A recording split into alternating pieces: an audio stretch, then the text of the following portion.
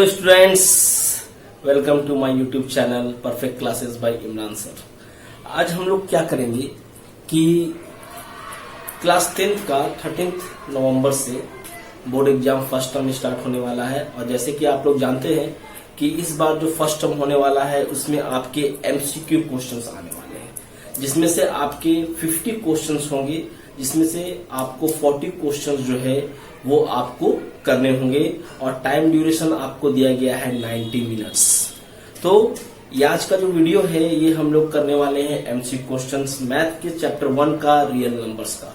ठीक है, देखिए एमसीक्यू क्वेश्चंस जो है बच्चे सोचते हैं कि 4 ऑप्शन से कोई भी एक ऑप्शन हो जाएगा। नहीं, मैथ का अगर आपको एमसीक्यू क्वेश्चंस के आंसर्स को अगर टिक करना है तो उन क्वेश्चंस को आपको सॉल्व करना होगा। थ्योरेटिकल क्वेश्चंस नहीं होते हैं, सॉल्व करके आप उस क्वेश्चन का आंसर कर सकते हैं।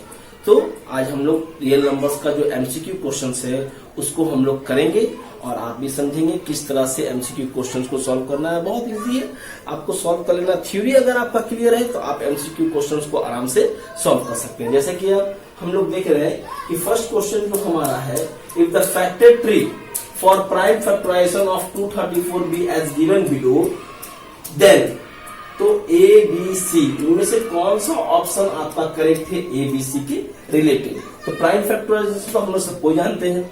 सबसे पहले हम लोग क्या करते हैं कि 2 से डिवाइड करते हैं। तो यहाँ पर आप देख सकते हैं कि अगर यहाँ पर इवन नंबर है इसका मतलब ये 2 से डिवाइड हो रहा है। ठीक है, तो मतलब आपका a इक्वल टू 2 होगा। आप डिवाइड करके भी लिख सकते हैं। डिवाइड जब आप करेंगे तो 117 बार में आपका डिवाइड हो जाएगा। ठीक है, अब जैसे कि आप बढ़ गए यहाँ पर आपका 7 आ गया, तो 7 तो आपका 2 से डिवाइड होगा नहीं क्योंकि वहां पर आपका ऑड नंबर आ गया। ठीक है, तो यहाँ पर आपका ये जो डिवाइड होगा ये 3 से डिवाइड होगा। प्राइम फैक्टराइजेशन जानते हैं हम लोग कि प्राइम नंबर्स को लेते हैं, 3 से हम लोग डिवाइड करेंगे तो आपका 39 बार में डिवाइड हो जाएगा।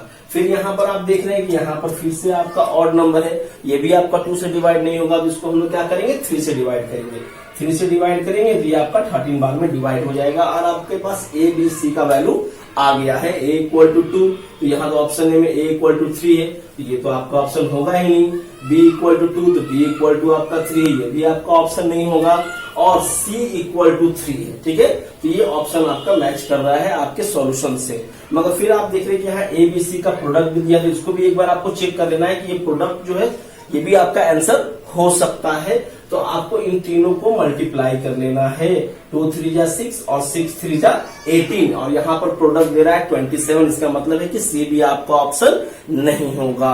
तो ऑप्शन कौन सा होगा? ऑप्शन सी आपका आंसर होगा। अब यहाँ पर आप क्या होगा, कंफर्म हो गया कि आपका आंसर सही है। तो इस तरह से मैथ का जो भी एमसीक्यू आपको करना है उसमें आपको कंफर्म रहना है कि आपने जो आंसर टिक किया है वो एकदम करेक्ट होना चाहिए। ठीक है, चलिए अब हम लोग नेक्स्ट क्वेश्चन में चलते हैं। क्वेश्चन नंबर 2 में, if factor tree of a is given below, then a by b we have to find the value of a by b. हम लोग को ए बाई बी का वैल्यू फाइंड करना होगा। तो पहले आपको फैक्टर ट्री को कंप्लीट कर लेना होगा। तो फैक्टर ट्री के लिए पहले आप इसमें हम लोग क्या करेंगे कि इसमें हम लोग को डिवाइड नहीं करना, हम लोग को निकालना है कि कौन सा वैल्यू ए और बी का होगा। तो बी का वैल्यू पीछे से चलना पड़ता है फैक्टर ट्री में वैल्यू फाइंड करने के लिए। तो बी का वैल्यू निकालने के लिए आपको इन दोनों नंबर्स को मल्टीप्लाई करना होगा। 3 7 जा आपका कितना हो जाएगा 21। मतलब बी की जगह पर जो वैल्यू आपका है वो कितना होना चाहिए 21 होना चाहिए। अब आपको ए का वैल्यू निकालना है। ए का वैल्यू के लिए आपको 2 और 21 को मल्टीप्लाई करना होगा। 2 और 21 कितना हो जाएगा आपका 42। मतलब ए का जो वैल्यू है ये आपका 42 हो जाएगा। अब आप ऑप्शन से मैच करेंगे कि आपका कौन सा ऑप्शन जो है वो आपका करेक्ट होगा। जैसे कि आप देख रहे हैं, चलिए question number 4, if a and b are positive integers such that a equal to x q y square and b equal to x y q where x y are prime numbers, then HCF of a b. हम लोग को क्या करना है, HCF निकालना। और HCF का हम लोग मतलब जानते हैं हाईएस्ट कॉमन फैक्टर। ठीक है, तो हाईएस्ट कॉमन फैक्टर में हम लोग कॉमन लेते हैं। क्या लेते हैं? कॉमन। ए का दिया हुआ है आपका एक्स क्यू और वाई क्यू।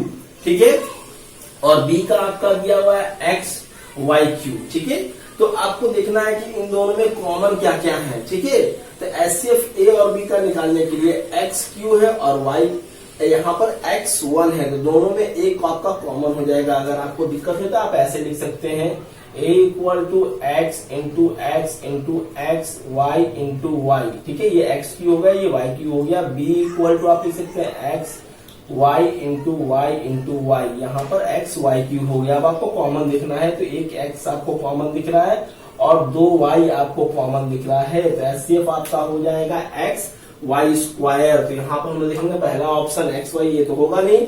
सेकेंड ऑप्शन आपका एक्स वाई स्क्वायर है, तो सेकेंड ऑप्शन आपका क्या हो जाएगा कि आंसर हो जाएगा। इस तरह से आप कंफर्म हो जाएंगे कि आपका जो ऑप्शन है वो करेक्ट है कि नहीं, तो आपको उसको सॉल्व कर लेना होगा। ठीक है, क्वेश्चन नंबर 5 में आप देख रहे हैं कि if p and q are positive integers such that p equal to ab square and q equal to aqb, where a b are prime numbers, then LCM of pq we have to find the LCM। LCM के लिए हम डालते हैं lowest common multiple. इसमें हम लोग पहले common वाले को चूज कर लेते हैं, उसके बाद जो बचते हैं उनको भी हम लोग ले लेते हैं। तो जैसे कि आप देख रहे हैं कि p का आपका दिया हुआ है a इंटू बी और Q का आपका दिया हुआ है, Q का आपका दिया हुआ है a इंटू बी। ये हो गया आपका ए बी स्क्वायर और ये हो गया ए क्यू बी। अब आपको एलसीएम निकालना है, तो एलसीएम के लिए आपको पहले कॉमन देख लेना है। कॉमन ये है, ये भी आपका कॉमन है, तो एक ए हो गया और एक बी हो गया। बाकी जो बच जाते हैं उनको भी हम लोग एलसीएम में लेते हैं। तो एक बी आपका बच गया, नीचे में 2 ए आपका बच गया है, तो एलसीएम आपका हो गया ए क्यू बी स्क्वायर। अब हम लोग यहाँ पर ऑप्शन देखेंगे, ए आपका ए बी है, ये तो होगा नहीं। बी आपका ए स्क्वायर बी स्क्वायर है और सी आपका ए क्यू बी स्क्वायर, तो ये आपका ऑप्शन होगा। इस तरह से आप सॉल्व करके समझ लेंगे, नहीं तो फिर आपको दिक्कत होगा और आंसर आपका गलत भी हो सकता है। ठीक है, इसी तरह से हम लोग फिर क्या करेंगे, क्वेश्चन नंबर 6 करेंगे। क्वेश्चन नंबर 6 में a and b are two positive integers such that list prime factor of a is 3। a का जो लिस्ट प्राइम फैक्टर है वो 3 है and the list prime factor of b is 5 और b का जो लिस्ट प्राइम फैक्टर है वो 5 है। ठीक है, then the list prime factor of a plus b. हम लोगों को क्या करना है कि a प्लस बी का लिस्ट प्राइम फैक्टर फाइंड करना है। तो a प्लस बी का लिस्ट प्राइम फैक्टर फाइंड करने के लिए आपको देखना क्या है कि इन दोनों का सम कितना होगा। तो a का लिस्ट प्राइम फैक्टर 3 है और b का लिस्ट प्राइम फैक्टर 5 है, तो इस लिस्ट प्राइम फैक्टर को जोड़ेंगे तो 8 हो जाएगा और 8 आपका इवन नंबर है। तो इवन नंबर का लिस्ट प्राइम फैक्टर कौन होता है, लिस्ट प्राइम फैक्टर कौन होता है, ठीक है ये 2 होता है। तो ऑप्शन ए आपका क्या हो जाएगा कि आंसर हो जाएगा। उसी तरह से एलसीएम ऑफ ये प्राइम फैक्टराइजेशन आपका दिया हुआ है और हम लोग को क्या करना है कि इसका एलसीएम फाइंड करना है। तो एलसीएम फाइंड करने के लिए अभी मैंने बताया है कि जो कॉमन होता है उसको लेना होता है और जो बच जाते हैं उनको भी लेते हैं। तो पहला आपका ये दिया हुआ, जिसको आप इस तरह से लिख लेंगे तो आपको इजी हो जाएगा। 2 का पावर 3, तो 2 इंटू 2 इंटू 3। उसके बाद आपका 3 इंटू 5 है, तो इसको भी आप ऐसे लिख लेंगे। उसके बाद 2 का power 4, 2 into 2 into 2 into 2 into 5 into 7। LCM के लिए पहले आपको कॉमन्स को ले लेना है, जो कॉमन है। अब तो यहाँ पर आपको एक 5 कॉमन दिख रहा है, उसको भी आप लिख लेंगे। तो पहले कॉमन आपका 2 इंटू 2 इंटू 2 हो गया, उसके बाद एक 5 हो गया। जो बच जाता है उसको भी लेना होता है। ऊपर में एक 3 बचा हुआ है, नीचे में 2 इंटू 7। इन सबको आप मल्टीप्लाई करेंगे तो 1680 आएगा, मतलब ऑप्शन सी आपका आंसर हो जाएगा।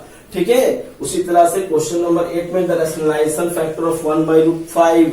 तो हम लोग जानते हैं किसी भी नंबर को रैशनलाइज करना होता है तो डिनोमिनेटर में जो होते हैं उनसे मल्टीप्लाई करते हैं, तो आपका हो जाएगा क्या, √5 और √5। मतलब आपको इसको रैशनलाइज करने के लिए √5 का इस्तेमाल करना है, तो ये आपका ऑप्शन सी आंसर हो जाएगा। ठीक है, तो इस तरह से आपको अपने आंसर को करेक्ट करने के लिए, अगर आपको करेक्ट मार्क करना है तो आपको कंफर्म होना पड़ेगा और उसको सॉल्व करके आपको देख लेना होगा कि आपने जो ऑप्शन टिक किया है वो सही है कि नहीं तो आपका आंसर गलत हो जाएगा और आपका 1 मार्क्स जो है वो चला जाएगा। आपके पास टाइम भी कम है, टाइम को भी देखते रहना है और आपको सॉल्व करना है। ठीक है।